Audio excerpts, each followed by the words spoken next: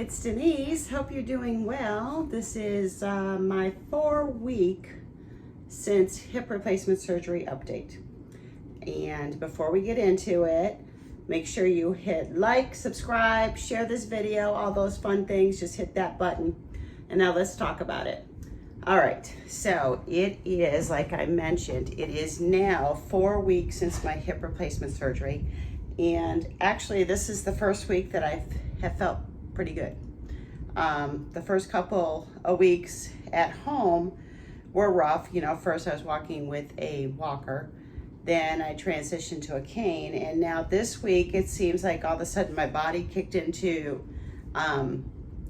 healed mode, maybe. I know it's not healed. As a fitness instructor, I know that, so I have to be very careful that I don't overdo it. You can see I'm really not dressed to go anywhere. I have not left my house yet. I haven't driven. I am having therapy twice a week, virtual, which what a wonderful thing that is. That makes life so much easier. You know, instead of having to drive a half-hour to get to the doctor's appointment for your therapy, you just poof, hit the button and off you go. The thing though that I want to talk about is my hip replacement surgery and having a hysterectomy. Now, if you've been on this channel any length of time, you know that I had a complete hysterectomy 10 years ago, actually. And I was fine, you know, up until I would say 3 to 4 years ago. And then I was training for the Marine Corps Marathon in DC, injured my right hip, and it just, both hips just went progressively downhill from then. I shouldn't have waited as long as I did to go in. So if you are dealing with hip issues or knee issues, any joint issues, even shoulders, please go see your doctor. But by the time I got there, I bone on bone. There's nothing they can do anyways. There's no cortisone shot. There's no therapy. There's nothing they can do.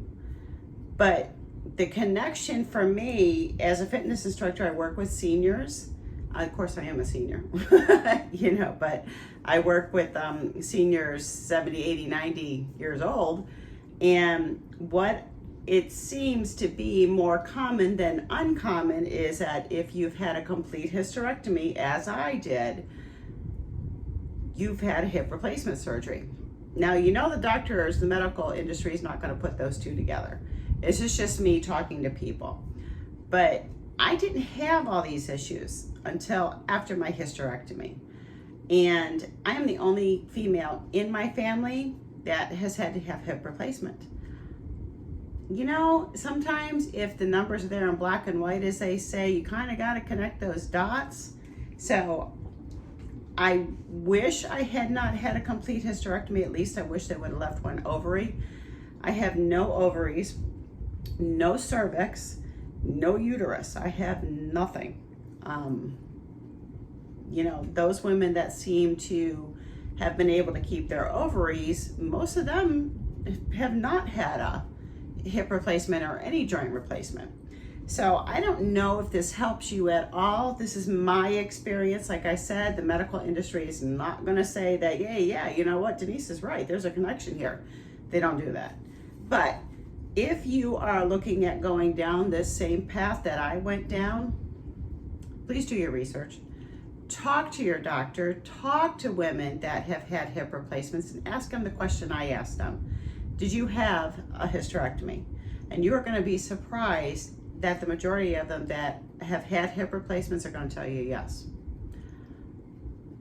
Hormones play a huge factor in our bodies. They're there for a reason. Everything in our body is there for a reason. I get it. I'm not having kids anymore. I don't need the uterus anymore, but it would have been nice to maybe been able to talk about keeping my ovaries, or at least one of my ovaries. One of them had to be better than the other that I should have been able to keep.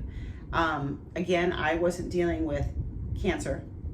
I was dealing with huge cysts and fibroid tumors that were just basically shutting me down every month on a period. I was non-functional for 2 or 3 days. It just, I was hemorrhaging so bad, like going through a maxi pad and a tampon in 20 minutes. Just hemorrhaging.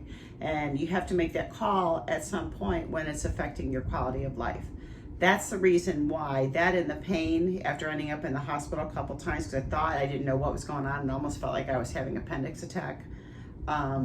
You have to make that call. Eventually, is this affecting my quality of life? In my case, it was. Do I wish I could have wrote it out and went into menopause just normally? Yes, absolutely. But I think I made the right call in that area with having the hysterectomy.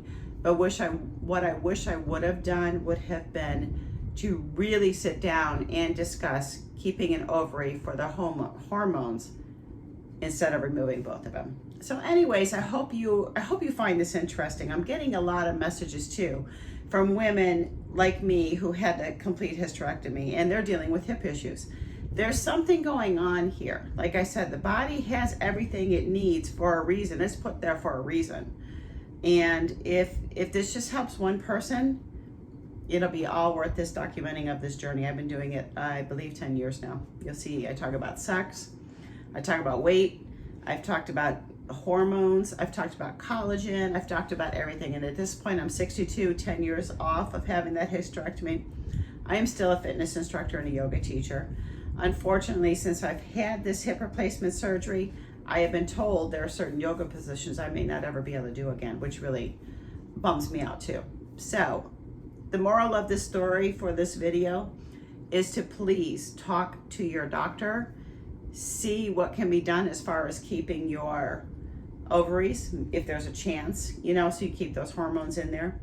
And again, I'm here for you. You can message me below. I do see them all. I do respond to them all. It might take me a couple days, especially right now as I'm recovering from this surgery. But this is the first time I've been able to get online. The last time I was online was when I was literally still in the hospital. So I hope this helps you. If you know somebody who's going through the same thing that I am, maybe share this video with them. It might help them. And I will put some links below for you. And I hope you're having a wonderful day. Just keep on being the amazing you that you are. See me, howtostayfitover50.com. This is the health website, which is now transitioning into more gentle yoga. DeniseSanger.com, which is my travel blog. And I travel all over the state of Florida and throughout the United States. I'm going to be expanding on that, but I'm traveling one beach at a time. I'm a beach bum. And you can find me online. I love beach trips. Or Healthy After 50 with Denise, both on Facebook. Chat with you soon. Bye.